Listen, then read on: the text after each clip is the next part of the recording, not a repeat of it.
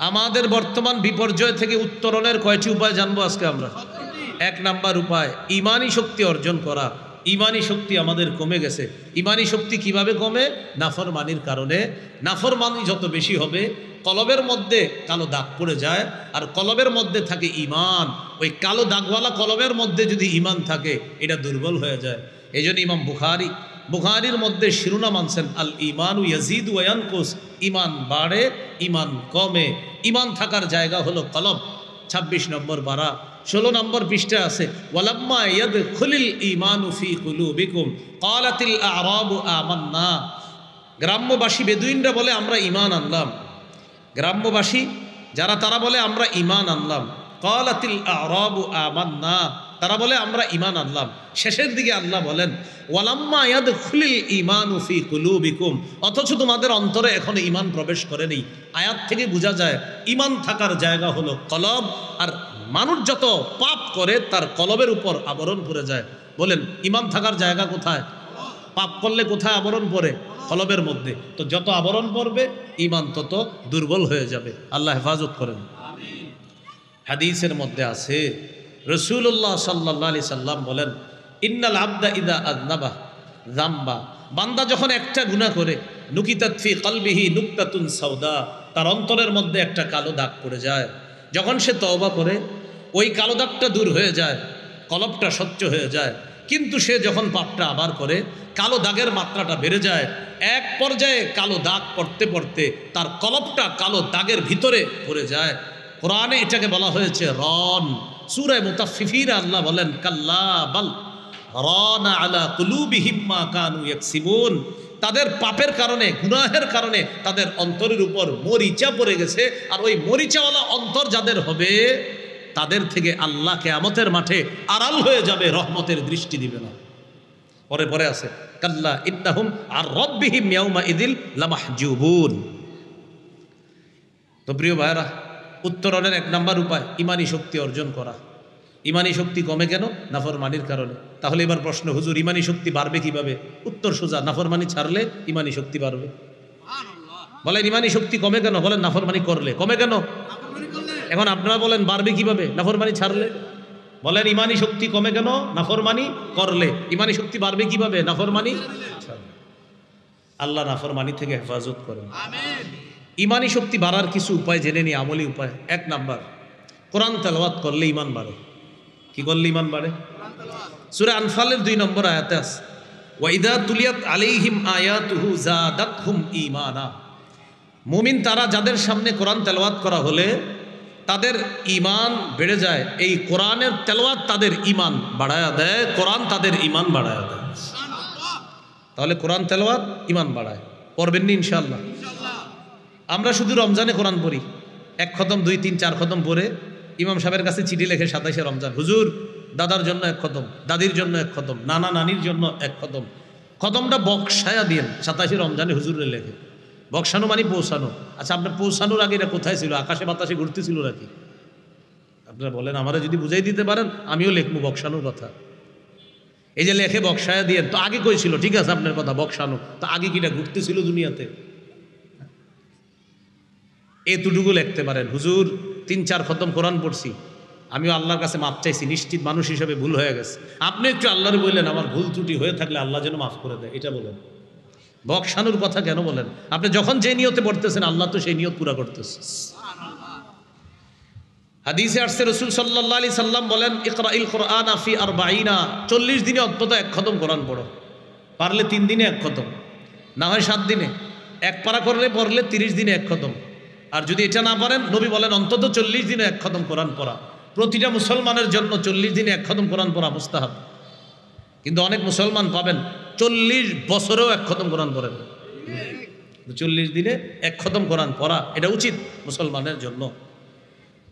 এই যে একটা ছেলে খুতবা দিছে আজকে আরবিতে, প্রথম খুতবায় হাদিস পড়েছে, বুখারীর হাদিস, খায়রুকুম মান তাআল্লামাল কুরআনা ওয়া আল্লামা। তোমাদের মধ্যে সর্বোত্তম ওই ব্যক্তি যে কোরআন শিখে অন্যকে শিখায়। তিরমিজির হাদিস 2909 নম্বর হাদিস, 2910 নম্বর হাদিস। এই 2 হাদিসের মধ্যে আছে কোরআনের সম্পর্কে। রাসূলুল্লাহ সাল্লাল্লাহু আলাইহি সাল্লাম বলেন মান ক্বারাআ হারফাম মিন কিতাবিল্লাহ ফালাহু বিহি হাসানা ওয়াল হাসানাতু বিআশরি আমসালিহা।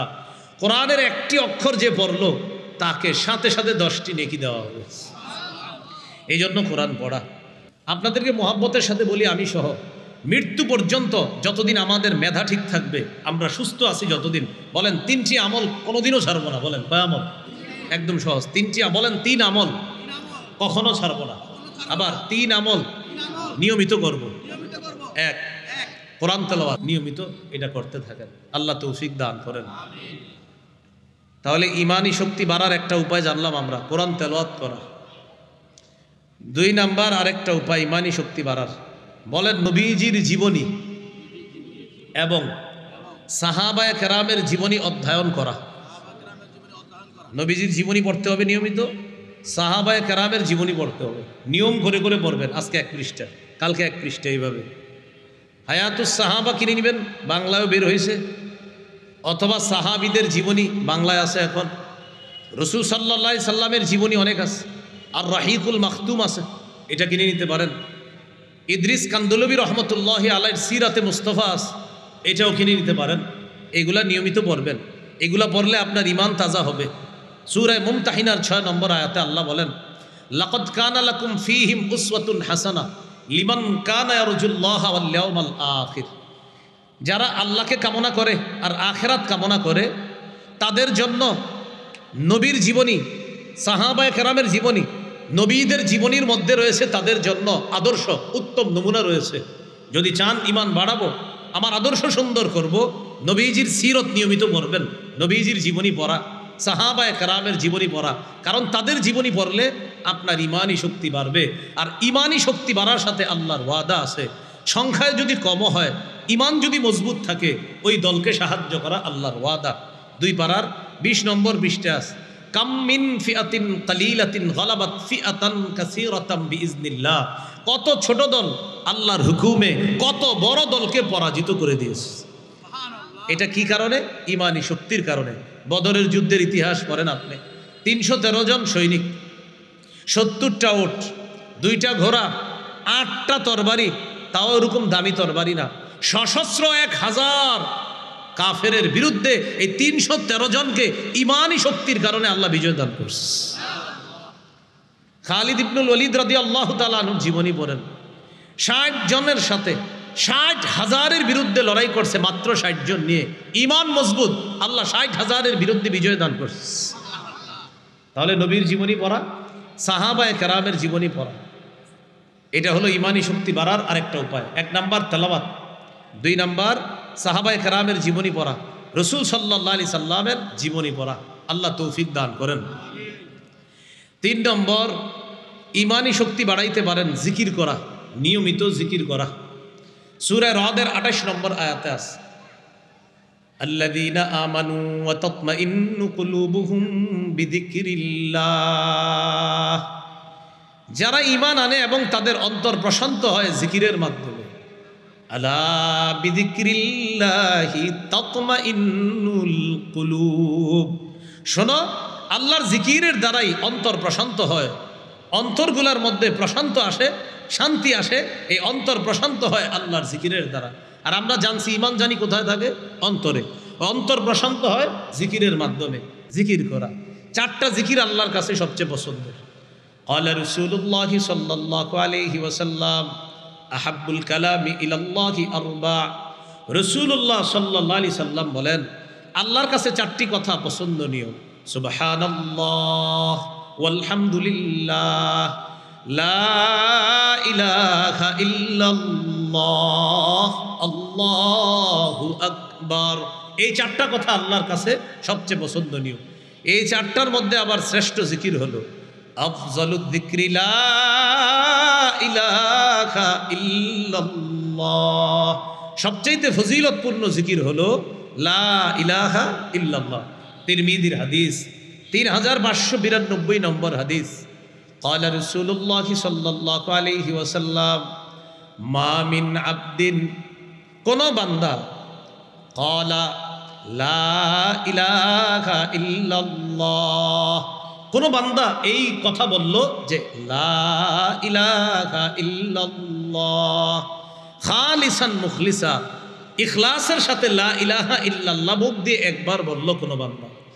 আরেকটা এইভাবে আসছে, মা মিন আবদিন ক্বাত্তু লা ইলাহা ইল্লাল্লাহ মুখলিসা, কোনো বান্দা যদি একবার ইখলাসের সাথে লা ইলাহা ইল্লাল্লাহ পড়ে, ইল্লা ফুতিহাত লাহু আবওয়াবুস সামাই হাত্তা তুফজিয়া ইলাল আরশ, আসমানের সবগুলা দরজা খুলে দেওয়া হয়, তার লা ইলাহা ইল্লাল্লাহ যেন আল্লাহর আরশ পর্যন্ত পৌঁছে যায়। তাহলে জিকির করা, জিকিরের মাধ্যমে ঈমান বাড়ে, তেলাওয়াতে ঈমান বাড়ে, জিকিরে ঈমান বাড়ে। আল্লাহ আমাদের সকলকে নিয়মিত কোরআন তেলাওয়াত করা, নিয়মিত জিকির করা, নিয়মিত নবীর জীবনী, সাহাবায়ে কেরামের জীবনী পড়ার তৌফিক দান করেন। মনে থাকবে তো ইনশাআল্লাহ। ঈমানি শক্তি বাড়ানোর আরেকটা উপায়, সেটা হলো কাউকে ভালোবাসা আল্লাহর জন্য, কাউকে ঘৃণা করা আল্লাহর জন্য। তাহলে আপনার ঈমান মজবুত থাকবে। যারে ঘৃণা করা দরকার আল্লাহর জন্য ঘৃণা করতে হবে, যাকে ভালোবাসা দরকার আল্লাহর জন্য ভালোবাসতে হবে। আবু দাউদের হাদিস, রাসূলুল্লাহ সাল্লাল্লাহু আলাইহি সাল্লাম বলেন, মান আহাব্বা লিল্লাহ ওয়া আবগাদা লিল্লাহ ওয়া মানাআ লিল্লাহ ফাকাদ ইসতাকমালাল ঈমান। যে ব্যক্তি কাউকে আল্লাহর জন্য ভালোবাসে, আল্লাহর জন্য ঘৃণা করে, আল্লাহর জন্য দান করে, আবার আল্লাহর জন্যই দান করে না, মানে দেয় আল্লাহর জন্য, আবার দেয় না কখনো আল্লাহর জন্য। আল্লাহর জন্য দেয়, সঠিক খাতে দেয়, আবার আল্লাহর জন্য দেয় না, হারাম খাতে দেয় না। একজন আইসা বলছে দাও, তো দেখলো খাতটা হারাম, বললো না না আমি দিব না। ভাই কেন দিবা না? আমার আল্লাহরে খুশি করার জন্য তোমারে দিব না, কারণ এখানে তুমি হারাম কাজ করবা। সেখানে কেন দিলা? ভাই সেখানে ভালো কাজ হয়েছে, তাই রবকে খুশি করার জন্য সেখানে দিয়েছে। তাহলে দেওয়া আল্লাহকে খুশি করার জন্য, আবার হারাম খাতে না দেওয়া এটাও আল্লাহকে খুশি করার জন্য। নবী বলেন ফাকাদ ইসতাকমালাল ঈমান, সে তার ঈমানকে পরিপূর্ণ করল। তাহলে ঈমানি শক্তি বাড়ানোর আরেকটা কারণ জানলাম, কাউরে ভালোবাসা আল্লাহর জন্য, ঘৃণা করা আল্লাহর জন্য, দান করা আল্লাহর জন্য, আবার দান না করা এটাও আল্লাহর জন্য। আল্লাহ কথাগুলা মনে রাখার তৌফিক দান করেন। চলে যায় আমাদের দ্বিতীয় আলোচনা। কয়টা কারণ জানবো আজকে আমরা? 17টা বিপর্যয় থেকে বাঁচার। 1 নাম্বার ঈমানি শক্তি অর্জন, 2 নাম্বার ইসলামে পরিপূর্ণ রূপে প্রবেশ করা, এটা দ্বিতীয় উপায়। ইসলামে পরিপূর্ণ রূপে প্রবেশ করা, একটু মন দেন। এটা সূরা বাকারার 208 নম্বর আয়াতে আল্লাহ বলেন, ইয়া আইয়ুহাল্লাযীনা আমানু দুখুলু ফিস সিলমি কাফা, হে ঈমানদারগণ তোমরা ইসলামে পরিপূর্ণ রূপে প্রবেশ করো। ইসলামে পরিপূর্ণ রূপে প্রবেশ করার উদ্দেশ্য কি? অসংখ্য মানুষ আছে তার নাম মুসলমান, কিন্তু নামাজ পড়ে নাই। কি বলে নাই? নামাজ পড়ে। ঈমানদার, আল্লাহ বলছে হে ঈমানদার, এর মানে হলো আপনি আল্লাহকে বিশ্বাস করেন, এটা আল্লাহ স্বীকৃতি দিল, এই জন্য বললো হে ঈমানদার। পরে বলছে ইসলামে পরিপূর্ণ রূপে প্রবেশ করো। এক ব্যক্তি এশার নামাজ পড়ছে, তো বললাম ভাই এশার নামাজ পড়েছে, মুসলমান এশার নামাজ পড়বে, এশার নামাজ মুসলমান পড়বে, এটা তো মুসলমানই করবে। আচ্ছা তুমি রোজা রাখছো, তো আমি মুসলমান, আমি রোজা রাখবো না, কে রাখবে? আচ্ছা আপনি হজ করছেন, আপনার উপর হজ ফরজ হয়েছে, তো আমি মুসলমান, হজ ফরজ হলে হজ করবো না। আচ্ছা আপনি জাকাত দিচ্ছেন, আমি মুসলমান, তো জাকাত ফরজ হলে আমি জাকাত দিব না। মানে একটা মুসলমান জাকাত ফরজ হবে, স্বাভাবিক বিষয় সে জাকাত দিবে। একটা মুসলমান হজ ফরজ হবে, স্বাভাবিক বিষয় সে হজ করবে। একজন মুসলমান বালেগ হয়েছে, 5 ওয়াক্ত নামাজ পড়বে, স্বাভাবিক সে 5 ওয়াক্ত নামাজ পড়বে। বালেগ হওয়ার পর একজন মুসলমান রোজা রাখবে, এটা তো স্বাভাবিক বিষয় সে রোজা রাখবে। কিন্তু আপনারা বলেন হজ করে না, রোজা রাখে না, জাকাত দেয় না, নামাজ পড়ে না, এমন মুসলমান নামধারী সমাজে আছে না? এই জন্য আল্লাহ বলছে ইসলামে পরিপূর্ণ প্রবেশ করো, ইসলামে পরিপূর্ণ প্রবেশ করো। দেখবেন আবার হাসি দিতে দিতে চা দোকানের সামনে বসে বলে নামাজ না পড়লেও কি হবে, ঈমান ঠিক আছে, গর্ব করে বলে। আল্লাহ বলছে ইসলামে পরিপূর্ণ প্রবেশ করো। প্রত্যেকে জিজ্ঞাসা করেন আপনি ইসলামে পরিপূর্ণ প্রবেশ করেছেন কিনা। আমি প্রত্যেকে বলি না। আজকে বাসায় যাবেন না, আপনার বাসায় 10 জন সদস্য, ওদেরকে আপনি জিজ্ঞাসা করেন আপনার বিবি পর্দা করেন, আজকে গিয়ে বলেন তুমি কালকে থেকে পর্দা করতে হবে, সে আপনার এর বিপরীতে 10টা যুক্তি দিবে। আপনি আজকে আপনার বাবারে গিয়ে বলেন আব্বা কালকে থেকে সুদ ছাড়তে হবে, আপনার উল্টা 10টা যুক্তি দিয়ে বুঝাবে আমি সুদ ছাড়বো না। বললাম তো, আপনি 10 জন সদস্য যারা, ওদেরকে আপনি পরিপূর্ণ ইসলাম পালন করতে পারবেন না। আপনি ঘরে গিয়ে দেখেন। তাহলে বিপর্যয় থেকে উত্তরণের 2 নাম্বার উপায় ইসলামে পরিপূর্ণ রূপে প্রবেশ করা। বলেন ইনশাআল্লাহ করবো তো ইনশাআল্লাহ। বলেন আল্লাহর সমস্ত বিধানের সামনে মাথা নত করা, স্বেচ্ছায় মেনে নেওয়া, আদেশ নিষেধ আমরা স্বেচ্ছায় মেনে নিলাম। আল্লাহ তৌফিক দান করেন। তাহলে 1 নম্বর উপায় ইমানি শক্তি অর্জন করা, 2 নম্বর উপায় ইসলামে পরিপূর্ণ রূপে প্রবেশ করা, 3 নম্বর উপায় আমার সাথে বলেন তাহলে মনে থাকবে, বলেন দ্বীনি জ্ঞান অর্জন করে সেই অনুযায়ী আমল করা। দ্বীনের সঠিক জ্ঞান অর্জন করে সেই অনুযায়ী আমল করা। তিরমিজির হাদিস, রাসূলুল্লাহ সাল্লাল্লাহু আলাইহি সাল্লাম বলেন, লা তাজুলু কদামা ইবনি আদম হাত্তা ইউসআলা আন খামস। 5টি প্রশ্ন করার আগে আদম সন্তানের 2 পা কিয়ামতের ময়দানে নড়বে না। জীবন সম্পর্কে প্রশ্ন করা হবে, 2 নম্বর যৌবন সম্পর্কে প্রশ্ন করা হবে, 3 নম্বর সম্পদ কোথা থেকে কামাই করেছে, 4 নম্বর রফিমা আনফাকা কোথায় ব্যয় করেছে, হালাল উপার্জন, এটা 3 নম্বর প্রশ্ন। 4 নম্বর হালাল খাতে ব্যয় করেছে কিনা। অসংখ্য মুসলমান আমরা আছি যারা আমরা হালাল উপার্জন করি কিন্তু হারাম খাতে ব্যয় করি। যেমন একজন মানুষ হালাল উপার্জন করছে কিন্তু জুয়া খেললো, বলেন এটা কি হালাল ব্যয় হলো না হারাম ব্যয়? একজন মানুষ হালাল উপার্জন করলো, গানের কনসার্টে টাকা দিয়ে সহযোগিতা করলো, বলেন খাত কি, ব্যয়ের খাতটা কি হালাল হলো না হারাম হলো? তাহলে 3 নাম্বার প্রশ্ন হালাল উপার্জন করেছে কিনা, 4 নাম্বার হালাল খাতে ব্যয় করেছে কিনা, 5 নাম্বার প্রশ্ন হবে ওয়াবিমাজা আবিলা ফিমা আলিমা, যা জেনেছে জানা অনুযায়ী আমল করেছে কিনা। এই 5টা প্রশ্ন করা হবে। এর মধ্যে একটা হলো যা জানলাম তা মানলাম কিনা। আজকে আমাদের 17টা উপায়ের 3 নাম্বার উপায় হলো দ্বীনের সঠিক জ্ঞান অর্জন করে সেই অনুযায়ী আমল করা। এবার আমি উদাহরণ দিয়ে বুঝাই। আল্লাহকে সেজদা দেওয়া, বলেন এটা দ্বীনের কি জ্ঞান? সঠিক জ্ঞান। বলেন আল্লাহকে সেজদা দেওয়া কি জ্ঞান?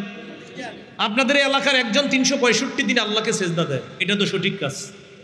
হঠাৎ বছরে একদিন আরেক জায়গায় গিয়া আরেকটা সেজদা দেয়, বলেন এটা কি সঠিক হলো না অন্যায়? আবার বলছি আমি, প্রতিদিন সেজদা দেয় কাকে? আল্লাহকে। একদিন আবেগে আরেক জায়গায় দেয়, ধরা খেয়ে গেলে পরে আপনি যদি বলেন কাকা এটা কি করলেন, আপনি তো মাশাআল্লাহ নামাজি মানুষ, এটা কি করলেন? এটা আসলে আবেগ। আবেগ মানে ওটা বুঝবা না, এটা দিলের মধ্যে একটা হিটার্স কি আসে, হিটার্স আপনি পাবেন হয়তো এই আশেপাশেও পাবেন, খুঁজেন পাবেন। আর আছে মানে ভালোই আছে, চট্টগ্রাম নারায়ণগঞ্জ থাকবে না তো কোথায় থাকবে? তাহলে আপনি সেজদা দিলেন আল্লাহকে, হঠাৎ একদিন আরেক জায়গায় দিয়ে দিলেন, শেষ, সব বরবাদ। সূরা জুমার 65 নম্বর আয়াত, লাইন আশরাকতা লায়াহবাতান্না আমালুকা, যদি তুমি শিরিক করো অবশ্যই তোমার আমল সব বরবাদ হয়ে যাবে। তাহলে আল্লাহকে সেজদা দেওয়া দ্বীনের সঠিক জ্ঞান, সে অনুযায়ী আমল করা দ্বীনের সঠিক জ্ঞান। আল্লাহ ছাড়া অন্য কোথাও সেজদা দেওয়া এটা দ্বীনের সম্পর্কে অজ্ঞতা, এই অজ্ঞতা তাকে জাহান্নামে নিয়ে যাবে। এগুলো 3 নাম্বার। 4 নাম্বার বিপর্যয় থেকে উত্তরণের উপায়, বলেন দ্বীনের সঠিক জ্ঞান অর্জন করে সেটা প্রচার করা। 3 নাম্বার হলো আমল করা, 4 নাম্বার হলো দ্বীনের সঠিক জ্ঞান প্রচার করা, যেটা আরবি হলো তাবলীগ করা বা প্রচার করা। সূরা মাইদা আল্লাহ তাআলা আমাদের নবীকে ডাক দিয়ে বললেন, ইয়া আইয়ুহার রাসূলু বাল্লিগ মা উনজিলা ইলাইকা মির রাব্বিক, হে রাসূল আপনি প্রচার করেন, যা আপনার কাছে অবতীর্ণ করা হয়েছে তা আপনি তাবলীগ করেন, প্রচার করেন। সহিহ বুখারী 105 নম্বর হাদিস।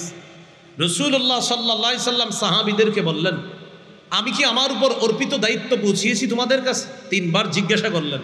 তারা বললেন হ্যাঁ।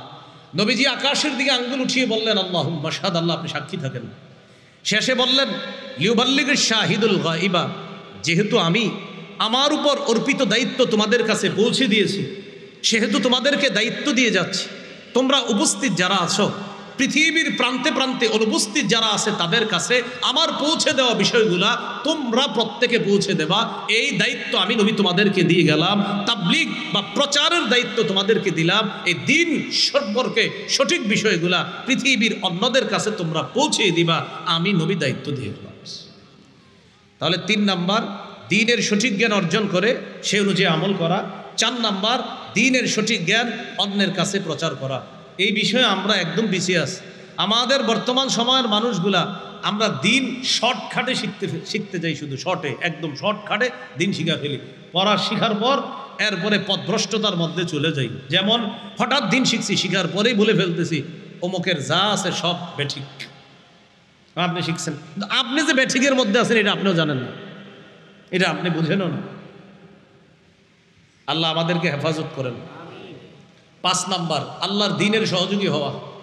সূরা মুহাম্মদের 7 নম্বর আয়াতে আল্লাহ বলেন, ইয়া আইয়ুহাল্লাযীনা আমানু ইন তানসুরুল্লাহ ইয়ানসুরকুম। হে ঈমানদারগণ, যদি তোমরা আল্লাহকে সাহায্য করো, আল্লাহ তোমাদেরকে সাহায্য করবে। আল্লাহকে সাহায্য করার অর্থ হলো আল্লাহর দ্বীনের সহযোগিতা করা। আল্লাহর দ্বীনের সহযোগিতা করা মানে মসজিদের কাজে সহযোগিতা করা, এটা আল্লাহর দ্বীনের সহযোগিতা করা। মাদ্রাসায় সহযোগিতা করা, এটা আল্লাহর দ্বীনের কাজে সহযোগিতা করা। মুজাহিদ যারা আল্লাহর রাস্তায় জিহাদ করতেছে তাদের জন্য অর্থনৈতিক সাহায্য পাঠিয়ে দেওয়া আল্লাহর দ্বীনের শ্রেষ্ঠ একটা খাতে সহযোগিতা করা। কোথায় বলেন সবাই, কোথায়? জিহাদের ময়দানে যারা, তাদের জন্য অর্থ পাঠিয়ে দেওয়া, এটা আল্লাহর দ্বীনের শ্রেষ্ঠ একটা সহযোগিতা হবে। তো এই বিষয়টা বললেই সবার মধ্যে একটা এই অনুভূতি আইসা যায়। আমাদের মুসলমানদের মাথা এমন হয়ে গেছে, জিহাদ আর মুজাহিদ শব্দ শুনলেই ইন্না লিল্লাহ, কি বলে ইন্না লিল্লাহ। হুজুর আপনার ওয়াজ তো এতদিন ঠিক ছিল, হঠাৎ আপনি এই জুমায় কি বয়ান করলেন, এটা কি হয়েছে? এই আস্তে সভাপতি, সেক্রেটারি বলেন, সবাই বলেন, সবার মস্তিষ্ক তৈরি হয়ে গেছে এখন জিহাদ মুজাহিদ মানে ইন্না লিল্লাহ। অথচ বাস্তবতা হলো কি? বাস্তবতা 13 বছর সন্ত্রাসগিরি করলো কাফেররা। কয় বছর? জোরে বলেন, কয় বছর? এই সন্ত্রাস প্রতিহত করার যেই পবিত্র পদ্ধতি আল্লাহ দিছে, এটার নাম জিহাদ। তো আগে তো সন্ত্রাসগিরি হলো কয় বছর? কেন এই কথা আপনি বুঝান না জাতিরে? 13 বছর সন্ত্রাসগিরি আগে হয়েছে, এরপর আল্লাহ জিহাদের বিধান দিছে। সূরা হজ 40-41 নম্বর আয়াত, উযিনা লিল্লাযীনা ইউকাতালুনা বিআন্নাহুম যুলিমু। অনেক সহ্য করেছেন, এবার যারা আপনাদেরকে আক্রমণ করতেছে তাদেরকে প্রতিহত করার অনুমতি দেওয়া হলো। 13 বছর সন্ত্রাসগিরি করলো কাফেররা। সন্ত্রাস প্রতিহত করার পবিত্র বিধানের নাম জিহাদ। বর্তমান পৃথিবীতে যারা সন্ত্রাসী কর্মকাণ্ড করছে তারা জিহাদ শব্দ পছন্দ করছে না, কারণ সন্ত্রাস নির্মূলের পবিত্র বিধানের নাম জিহাদ। কিন্তু এটা সম্পর্কে তারা উল্টাটা জাতিকে বুঝাচ্ছে, তারা উল্টা বুঝায় জঙ্গিবাদ খতম করি, এটা বুঝে। এই জন্য এই বিষয়টা আপনি বুঝতে ভুল করবেন না, খুব সহজভাবে এটা বুঝতে হবে আপনার। এটা পবিত্র একটা বিধান, এই খাতে সহযোগিতা করা, শ্রেষ্ঠ একটা খাতে সহযোগিতা করা। এ হলো 5 নম্বর। 1 নম্বর ইমানি শক্তি অর্জন, 2 নম্বর ইসলামে পরিপূর্ণভাবে প্রবেশ, 3 নম্বর দিন সম্পর্কে সঠিক জ্ঞান শিখে সে অনুযায়ী আমল, 4 নম্বর দিনের সঠিক জ্ঞান অন্যের কাছে প্রচার, 5 নম্বর আল্লাহর দিনের সহযোগিতা করা, 6 নম্বর দোয়া করা। বলেন কি করা? দোয়া তো ছেড়েই দিছি আমরা সবাই। হুজুর দোয়া করলে আমরা দোয়া করি, এছাড়া নিজেরা একা একা দোয়া করি না।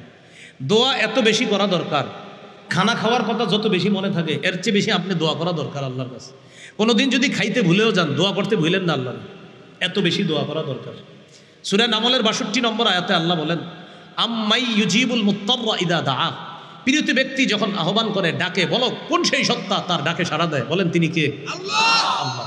আমরা বিপদে আছি, এই বিপদ থেকে উদ্ধারের জন্য আল্লাহর কাছে বেশি বেশি দোয়া করা, এত বেশি দোয়া করা, খুব বেশি দোয়া করা আল্লাহর কাছে। আল্লাহ বলেন, উদউনি আস্তাজিব লাকুম, আমাকে ডাকো আমি তোমাদের ডাকে সাড়া দিই। আমি ওনারে যদি এখন 5 বার ডাক দিই, বা উনি আমারে যদি 5 বার ডাক দেয়, আমারে দিয়ে বুঝাই, 1 বার 2 বার 3 বার 5ম বারে কমু, কি হচ্ছে আপনি এরকম করেন, এত ডাক দেন কেন? 6 বারের সময় ডাক দিলে রাগ হয়ে যাবো, এই মিয়া তো বেটার বেটার করেন করো। মাখলুকের স্বভাব এমন, বারবার ডাকলে মাখলুক রাগ করে, খালেক না ডাকলে রাগ করে। হাদিসে আসছে রাসূলুল্লাহ সাল্লাল্লাহু আলাইহি সাল্লাম বলেন, মান লাম ইয়াসআলিল্লাহ ইয়াগদাব আলাইহি, আল্লাহর কাছে যে চায় না আল্লাহ তার উপর রাগ করে। ভিক্ষুক বারবার চাইলে এক পর্যায়ে মালিক বলে, এই তোরে কতবার দিব, যা এখান থেকে সর। ভিক্ষুক যখন বারবার চায়, রবের কাছে না চাইলে রব রাগ করে, মানুষের কাছে চাইলে মানুষ রাগ করে, আল্লাহর কাছে না চাইলে আল্লাহ রাগ করে। তিনি কত আপন আমাদের, কত বেশি চাওয়া দরকার। এই জন্য দোয়া করা। এক জুতা ফিতার কিনতে যাবেন, আপনি জুতার ফিতা কিনতে যাবেন বাজারে, আল্লাহর কাছে বলে যাবেন, আল্লাহ আমি জুতার ফিতা কিনতে যাচ্ছি, আমার ফিতাটা যেন জুতার জন্য টেকসই হয়। হাদিসে আসছে ছোট থেকে ছোট সব আপনার কাছে চাওয়া, আল্লাহ আমি আপনার কাছে বলে গেলাম। এই যে শুধু বললেন, এই বলাটা ইবাদতে গণ্য হয়ে সওয়াব পেয়ে যাবেন। আবু দাউদ 1479 নম্বর হাদিস, রাসূলুল্লাহ সাল্লাল্লাহু আলাইহি সাল্লাম বলেন, আদ-দুআ হুয়াল ইবাদা, দোয়া করাটাই ইবাদত, দোয়া করাটাই ইবাদত। এই জন্য ছোট থেকে ছোট সব বিষয় আগে কাকে বলবো বলেন? একটা সুই কিনতে যাবেন বাজারে, আপনার বিবি বলছে একটা সুই আইনেন, আল্লাহকে বলবেন, আল্লাহ আমি একটা সুই কিনতে যাইতেছি বাজারে, সুইটা যেন ক্ষতিকারক না হয় কারো জন্য, আল্লাহ আপনি আমার দোয়া কবুল করেন। আপনি শুধু আল্লাহরে বলে গেলেন, বাস, এরপর আপনি সুই কিনছেন, কথার কথা, কিন্তু আপনার এই বলাটা ইবাদতে গণ্য হয়ে সওয়াব পেয়ে গেছে। তাহলে আমাদের বর্তমান বিপর্যয় থেকে উত্তরণের 6 নম্বর একটা উপায়, খুব বেশি দোয়া করা, খুব বেশি দোয়া করা। একা একা মসজিদে বসে রয়েছেন, বাস হঠাৎ বসে রয়েছেন, হঠাৎ হাত তুলবেন আল্লাহ, এইভাবে বুক বরাবর হাত তুলবেন। আবু দাউদ 1488 1489 এই বরাবর হাত তুলে করতে পারে, এই বরাবর, এরকম না করা, এই যে এরকম পিঠা বানায় অনেকে মুনাজাতের মধ্যে, এরকম না করা, সুন্দরভাবে এইভাবে থাকা। মুনাজাতে হাত তুললে অনেকে এরকম করে, কি অবস্থা, তুইও হাত তুল, এরকম করে। আরে আপনি মানে আপনি কি করতেছেন? আবার এই দাড়ি খোসায় খোসায় কয় কি অবস্থা, এই সেই হাত তুল, হাত তুল, কি মিষ্টি আছে, এই কি কয় না কয়, হ্যাঁ হাত তুলবেন সুন্দরভাবে, এইভাবে বুক বরাবর, এরপরে উঠাইতে পারেন, আল্লাহর কাছে হাত তুলবেন। নবীজি হাত তুলতে তুলতে বদরের যুদ্ধের আগের দিন এইভাবে বলতেছে, আল্লাহ আনজিজনি মা ওয়া'আদতানি, আল্লাহ আপনি যে ওয়াদা করেছেন আল্লাহ পুরা করেন।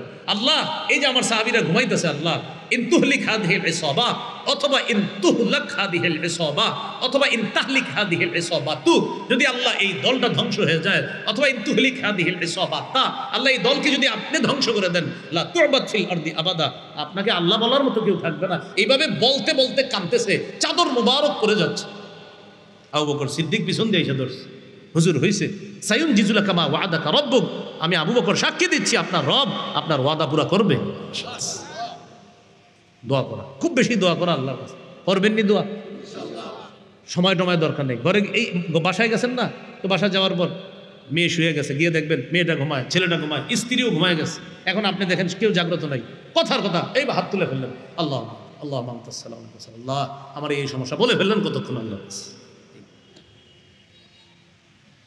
আল্লাহ আমাদেরকে মনে রাখার তৌফিক দান করেন। তো এইভাবে মোনাজাত করা, শুরুতে আল্লাহর প্রশংসা করা, এরপরে নবীজির উপর দুরূদ পড়া, সর্বশেষ গিয়ে আল্লাহর প্রশংসা করবেন, এরপরে দুরূদ পড়বেন। আপনি প্রথমে আল্লাহর প্রশংসা করবেন, নবীর উপর দুরূদ পড়বেন, প্রথমে এই কথাগুলো বলার পর এরপরে নিজের জন্য দোয়া করবেন, পরিবারের জন্য দোয়া করবেন, এরপর আরও যা যা দোয়া করবেন। শেষের দিকে যখন আপনি আবার যাবেন, যাওয়ার পর নবীজির উপর দুরূদ পড়বেন, পড়ার পর সর্বশেষ আল্লাহর প্রশংসা দিয়ে দোয়াটা শেষ করবেন। আল্লাহর প্রশংসা দিয়ে শুরু করলেন, দোয়া পড়লেন, দুরূদ পড়লেন, শেষের দিকে গিয়ে নবীজির উপর দুরূদ পড়ে আল্লাহর প্রশংসা দিয়ে দোয়াটা শেষ করলেন। বলেন ইনশাআল্লাহ। 7 নাম্বার বলেন, আল্লাহর উপর ভরসা করে ধৈর্যের সাথে আল্লাহর সাহায্যের অপেক্ষা করা। 6 নাম্বার হলো সাহায্যের জন্য দোয়া করা, আর 7 নাম্বার আল্লাহর উপরে ভরসা করতেছি, জি জি আল্লাহ দিবে দিবে, ভরসা এইভাবে, আর ধৈর্যের সাথে, হ্যাঁ হ্যাঁ ধৈর্য আছে, দিবে আল্লাহ। রাসূলুল্লাহ সাল্লাল্লাহু আলাইহি সাল্লাম বলেছেন, শোনো জেনে রাখো, আন্না নাসরা মা'আস সাবরি, ধৈর্যের সাথে সাহায্য। নবীজি বলেছেন ধৈর্যের সাথে সাহায্য। সূরা আলে ইমরানের মধ্যে আল্লাহ বলেন, আল্লাহ যদি সাহায্য করে ফেলে, ইয়ানসুরকুমুল্লাহ ফালা গালিবা লাকুম, সূরা আলে ইমরান 159 নম্বর আয়াত। যদি আল্লাহ তোমাদেরকে সাহায্য করে, পৃথিবীর কেউ তোমাদেরকে পরাজিত করতে পারবে না। বলেন এই মুহূর্তে আমাদের সাহায্য দরকার, আগেরগুলোও পূরণ করতে হবে, ইমানি শক্তি অর্জন, এটা আপনি নাফরমানি ছাড়তে হবে, ইসলামে পরিপূর্ণ অনুপ্রবেশ করতে হবে, এরপরে দ্বীনের সঠিক জ্ঞান অর্জন করা, আমল করা। 4 নাম্বার দ্বীনের সঠিক জ্ঞান প্রচার করা। 5 নাম্বারে গিয়ে আল্লাহ দ্বীনের সহযোগিতা করা। 6 নাম্বারে গিয়ে দোয়া করা, আগেরগুলো পূরণ করতে হবে আপনার, এই পূরণের পরে দোয়া করা। এরপরে 7 নাম্বার আল্লাহর উপর ভরসা করে ধৈর্যের সাথে আল্লাহর সাহায্যের অপেক্ষা করা। এই হলো 7টা।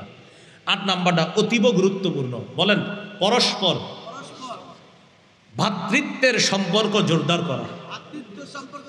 আমরা মুমিন ভাই ভাই, এই ভ্রাতৃত্বের সম্পর্কটা বাড়াইতে হবে। সূরা হুজুরাতের 10 নম্বর আয়াতে আল্লাহ বলেন, ইন্নামাল মুমিনুনা ইখওয়া, মুমিনগণ পরস্পর ভাই ভাই। বিদায় হজে রাসূলুল্লাহ সাল্লাল্লাহু আলাইহি সাল্লাম বলেছেন, তাআলামনা আন্না কুল্লা মুসলিমিন আখুন লিল মুসলিম, জেনে রাখো প্রত্যেকটা মুসলমান আরেক মুসলমানের ভাই বলে আমি নবী ঘোষণা করে গেলাম। সারা পৃথিবীর প্রান্তে প্রান্তে যে মুসলমান আছে সবাইকে আমি ভাই বলে ঘোষণা করলাম, সব মুসলমান সব মুসলমানের ভাই। তাহলে বলেন আমরা পরস্পর, বলেন ভাই ভাই, কাজে কর্মে নাই নাই, পরস্পর কি কাজে কর্মে। আপন ভাইয়ের সাথে 10 বছর কথা বলে না, পাইবেন খুঁজলে 5 বছর কথা বলে না, কেন কি এক ঝামেলা হয়েছে, বাবাই মনে হয় জমিন একটু কি করে দিছে, এখন ভাই বাইরে দেখতে পারে না। দরজা আগে ছিল 2 ভাইয়ের মুখোমুখি, এখন ওই ভাইরে দেখতে পারে না বইলা দরজা পাল্টায় আরেক দিক দিয়ে করছে, ওরে যাতে না দেখি, মৃত্যুর আগে ওসিয়ত করে যায়, ও যাতে আমার চেহারা না দেখে। বাহ, আপনার চেহারা না দেখলে কি হবে মিয়া, মরার পরে আপনার কি অবস্থা হবে চিন্তা করেন। ওসিয়ত করে আমার জানাজায় যেন ও না আসে, বাহ বাহ, ওসিয়ত করার জিনিস মান না। আপন ভাই বাইরে দেখতে পারে না। আল্লাহ বলছে মুমিন পরস্পর ভাই ভাই, এই ভ্রাতৃত্বের সম্পর্ক বাড়ানো। তাহলে বলেন আমরা চাই বাংলাদেশে ইসলামী হুকুমত, অথচ আপন বাইরেই দেখতে পারি না, তো হুকুমতটা পাবো কিভাবে? 9 নম্বরটাও গুরুত্বপূর্ণ, বলেন আপোষের মধ্যে ঝগড়া বিবাদ কমিয়ে আন্তরিকতা বাড়ানো, এটা 9 নম্বর। সূরা আনফালের 46 নম্বর আয়াতে আল্লাহ বলেন ওয়া আতিউল্লাহা ওয়া রাসূলাহু ওয়া লা তানাজাউ, তোমরা আল্লাহর আনুগত্য করো, রাসূলের আনুগত্য করো, ওয়া লা তানাজাউ, তোমরা পরস্পর ঝগড়া করো না, ফাতাফশালু, যদি ঝগড়া করো তোমরা দুর্বল হয়ে পড়বে, ওয়া তাযহাবা রিহুকুম, তোমাদের শক্তি খর্ব হয়ে যাবে। তাহলে পরস্পর ঝগড়া করলে আল্লাহ বললেন তোমরা দুর্বল হয়ে যাবা। তাকান আমার দিকে, 1 2 3 4, আমরা 4 জন এক দল, আমরা 4 জনে এক দল, 4 জনে মিলে এক দল, 4 জনের এক শক্তি। শক্তিকে কম না বেশি? বেশি। আমগো 4 জনের মধ্যে সকালে একটা ঝগড়া হয়েছে, বিকাল বেলায় 4 জনে 4টা দল বানায় ফেলছে। শক্তি কি কমলো না বাড়লো? কমলো। তাহলে 4 জনে একসাথে ছিলাম, শক্তি ছিল, আলাদা হয়ে গেলাম, শক্তি কমে গেছে। ইসলামপন্থী যারা আছে তারা যদি বাঁচতে চায়, আমরা যারা ইসলামপন্থীদের সমর্থক, আমরাও যদি বাঁচতে চাই, ইসলামপন্থীরা এক হওয়ার কোনো বিকল্প নাই, এক হতে হবে।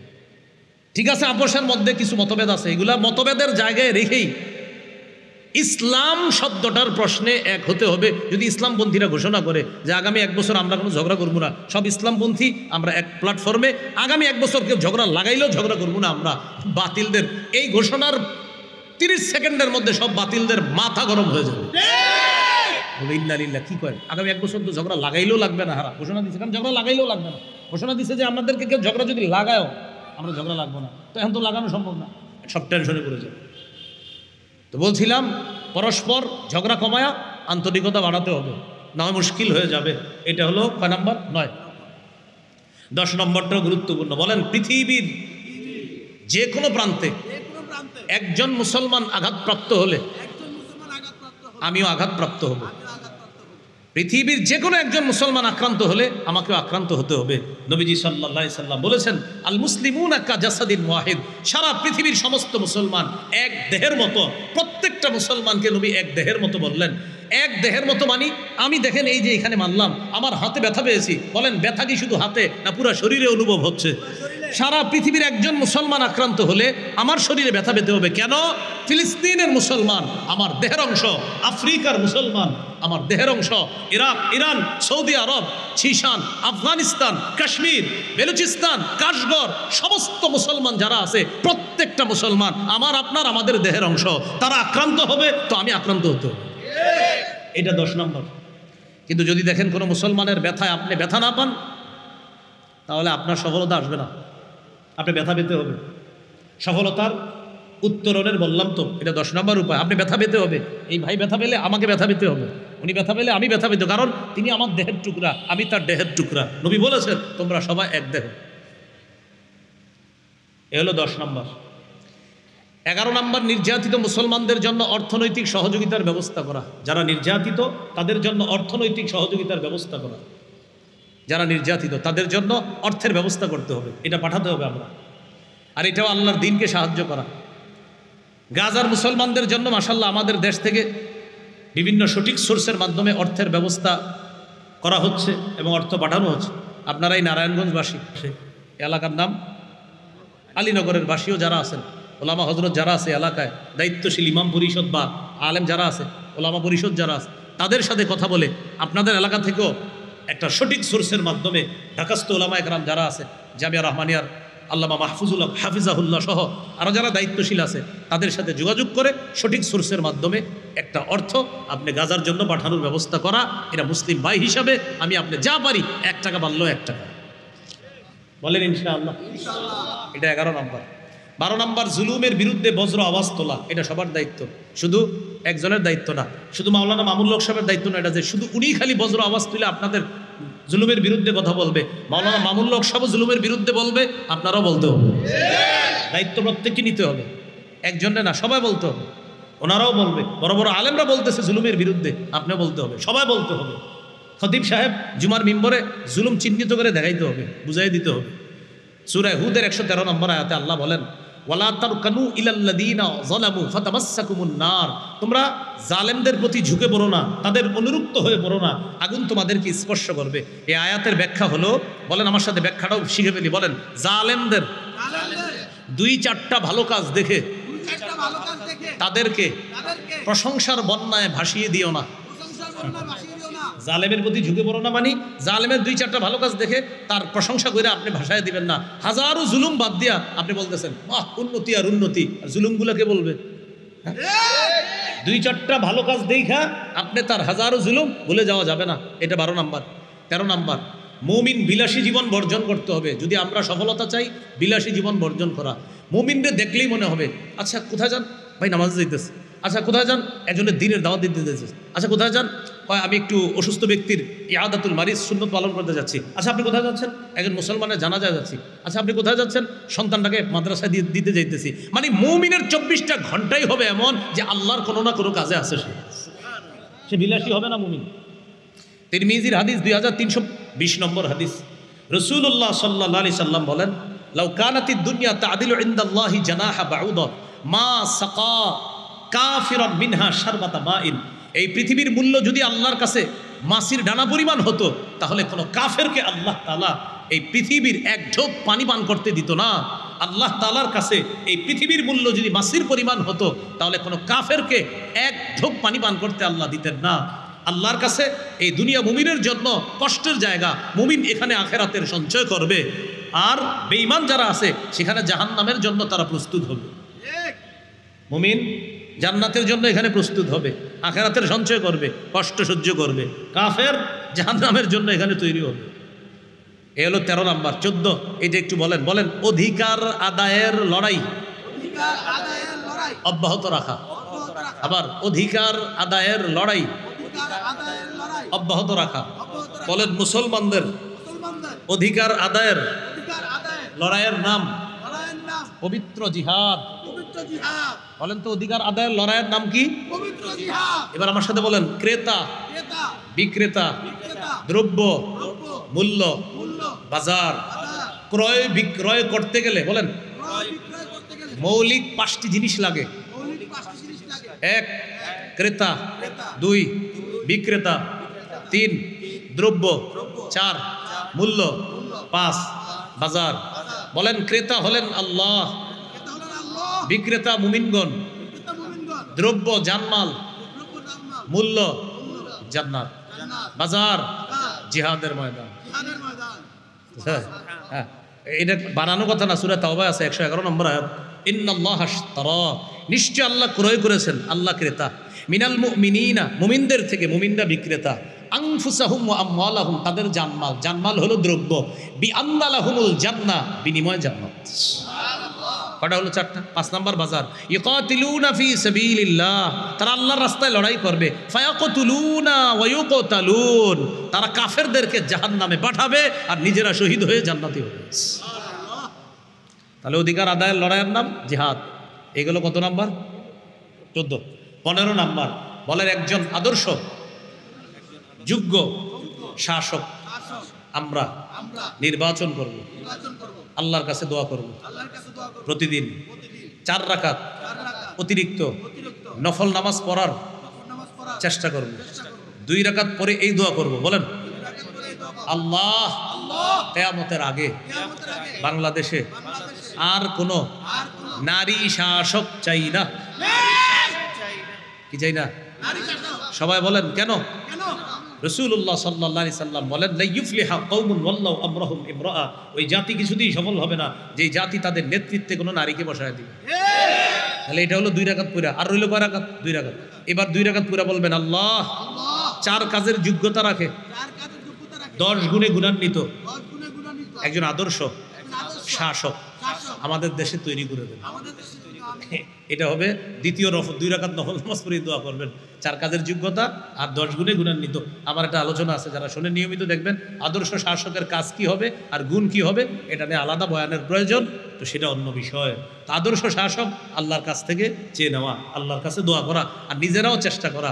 এই জন্য আগামীতে আমি যার সমর্থন করব, বলেন সবাই আমি যার সমর্থন করব, করার আগে 4টি বিষয় মাথায় রাখা। 1, আমি যাকে সমর্থন করব তার পক্ষে আমি সাক্ষ্য দিচ্ছি। 2, আমি যাকে সমর্থন করব তার পক্ষে আমি সুপারিশ করছি। তিন, আমি যাকে সমর্থন করব তাকে গরিবদের, খেটে খাওয়া মানুষের প্রতিনিধিত্বের অথরিটি প্রদান করব। চার, আমি যাকে সমর্থন করব আমার আমানত তার পক্ষে রাখব। অতএব আমার সমর্থন যদি ভুল হয়, আমার সাক্ষ্য ভুল হলো, আমার সুপারিশ ভুল হলো, আমার প্রতিনিধি ভুল হলো, আমার আমানতের খেয়ানত হলো, আল্লাহর কাছে দাঁড়াতে হবে। হ্যাঁ, ভালো করে মনে রাখেন। বলে গেলাম, যদি মনে রাখতে পারেন ভালো, আর যদি বলেন না হুজুর দাদা যা করছে আব্বা যা করছে আমিও তা করবো, আপনি বয়ান করলে করেন, না করলে নেই। এটা হলো আমাদের দেশের অভ্যাস। এই যে বললাম না যে সমর্থন করা মানে সাক্ষ্য দেওয়া, সমর্থন করা মানে সুপারিশ করা, সমর্থন করা মানে প্রতিনিধিত্বের অথরিটি প্রদান করা, সমর্থন করা মানে আমানত তার পক্ষে রাখা। এখন বুঝাইয়া গেলাম, সবাই বলছে জি জি জি জি, বাইরে যাওয়ার পরে কয় কইলে হইব নাকি, আমার আব্বাই যা করছে আমিও তা, আব্বাই ভুল সমর্থন করলে আমিও ভুল, দাদাই ভুল সমর্থন করলে আমিও ভুল, হুজুরে কইলে হইব নাকি। এই মানসিকতা ফালান। একজন আদর্শ যোগ্য শাসকের জন্য রবের কাছে দোয়া করেন, আর নিজেরাও চেষ্টা করেন, আর এই চার কথা মাথায় রাখেন। আলেমরা আরও বুঝাবে জুমার নামাজে ইনশাল্লাহ। 16 নাম্বার, শুরা ব্যবস্থার গুরুত্ব জাতিকে বুঝাতে হবে। এটা খতিব সাহেব বলতো, যারা আছেন আপনাদের প্রতি আমার আরজ থাকবে, আবেদন থাকবে, আপনারা শুরা ব্যবস্থারা জাতিকে বুঝাইয়া দিবেন। মাসওয়ারা করে কাজ করা, রাষ্ট্র পরিচালনা করা সমাজের জন্য কতটা উপকারী, এই বিষয়গুলা ওলামা হজরতরা ইনশাল্লাহ আপনারা প্রত্যেকে মসজিদ থেকে আলোচনাগুলো করে দিবেন, আশাবাদী। মাসওয়ারা করে দেশ চালানো, জাতি চালানো, সমাজ চালানো, এলাকা চালানো, এটার কত গুরুত্ব, এই গুরুত্বটা আবার ফিরিয়ে আনতে হবে।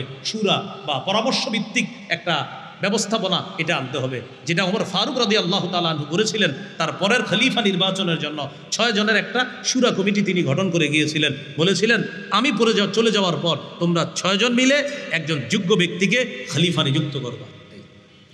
17 নাম্বার, সর্বশেষ কথা, বলেন শত্রুকে শত্রু ভাবা, বন্ধু ভাবার সুযোগ নাই।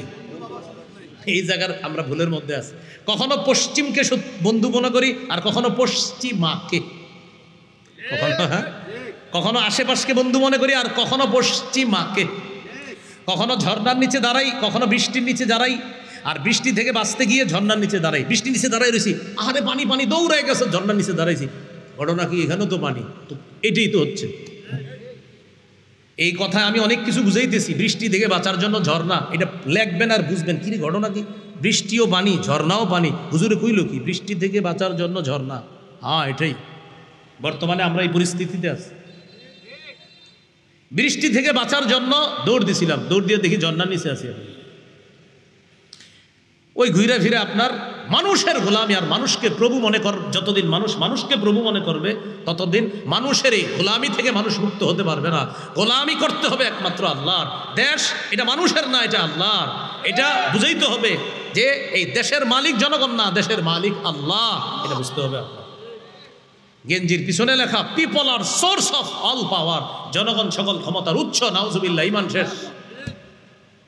এটা আপনার বুঝতে হবে, জাতির গোলামি আল্লাহর করতে হবে। সূরা মাইদার 51 নাম্বার, শেষ করে দিচ্ছি। ইয়া আইয়ুহাল্লাযীনা আমানু লা তাত্তাখিযুল ইয়াহুদা ওয়ান নাসারা আউলিয়া, হে ঈমানদারগণ, তোমরা ইহুদি খ্রিস্টানদেরকে বন্ধুরূপে, অভিভাবক রূপে গ্রহণ করো না। তারা একে অপরের অভিভাবক, তারা একে অপরের অভিভাবক, বন্ধু। মাইয়া তাওয়াল্লাহু মিনকুম ফাইন্নাহু মিনহুম, তোমাদের কেউ যদি তাদেরকে অভিভাবক বানায়, বন্ধু বানায়, সেও তাদের অন্তর্ভুক্ত হয়ে যাবে। 17টা বললাম, মনে রাখবো, একদম মন দেন। আমি এক শ্বাসে ইনশাল্লাহ 17টা বলি। 1, ইমানি শক্তি, আপনারা খালি শোনেন, ইমানি শক্তি অর্জন করা। 2, ইসলামে পরিপূর্ণরূপে প্রবেশ করা। 3, দ্বীনের সঠিক জ্ঞান অর্জন করে সে অনুযায়ী আমল করা। 4, দ্বীনের সঠিক জ্ঞান অন্যের কাছে প্রচার করা। 5, আল্লাহর দ্বীনের সহযোগী হওয়া। 6, আল্লাহর কাছে দোয়া করা। 7, ধৈর্যের সাথে ভরসা করে সাহায্যের অপেক্ষা করা। 8 নাম্বার, ভ্রাতৃত্বের সম্পর্ক জোরদার করা। 9 নাম্বার, ঝগড়া কমায় পরস্পরের আন্তরিকতা বাড়ানো। 10 নাম্বার, পৃথিবীর কোথাও একজন মুসলমান আক্রান্ত হলে আমিও আক্রান্ত হওয়া। 11, যারা আক্রান্ত নির্যাতিত তাদের জন্য অর্থনৈতিক সহায়তা করা। 12, জালেম বা জুলুমের বিরুদ্ধে বজ্র আওয়াজ তোলা। 13, বিলাসী জীবন বর্জন করা। 14, অধিকার আদায়ের লড়াই অব্যাহত রাখা। অধিকার আদায়ের লড়াইয়ের নাম জানি কি? হ্যাঁ, মাশাআল্লাহ। 15 নাম্বার, একজন আদর্শযোগ্য শাসক এর জন্য দোয়া করা আর আমরা নির্বাচন করা। আদর্শ শাসকের কয় কাজ? 4 কাজ। 4 কাজ কয় গুণ? 10 গুণ। কাজ কয়টা? 4টা। সূরা হজের 41 নম্বর আয়াত আছে। আর গুণ হবে কয়টা? 10টা। এটার জন্য আপনারা দেখতে পারেন সূরা নামলের 15 থেকে 19 নম্বর আয়াত, সূরা আম্বিয়া 81 নম্বর আয়াত, সূরা কাহফ 83 থেকে একদম 98 নম্বর আয়াত পর্যন্ত, সূরা সদের 26, সূরা সদের 30 নম্বর আয়াত, গুণগুলা ওখানে পাওয়া যাবে। এগুলো 15। 16 নাম্বার সুরা ব্যবস্থার গুরুত্ব জাতিকে বোঝানো। 17 নাম্বার শত্রুকে শত্রু মনে করা, বন্ধু মনে করার সুযোগ নেই। সর্বশেষ সময়কে গুরুত্ব দেওয়া। মনে থাকবে তো ইনশাআল্লাহ? এই কথাটা ভবিষ্যতে আমরা না ভুলে যাওয়া। আল্লাহ আমাদের সকলকে যে কথাগুলো শুনলাম বললাম আমরা যেন আমল করতে পারি, আল্লাহ তাআলা তৌফিক দান করেন।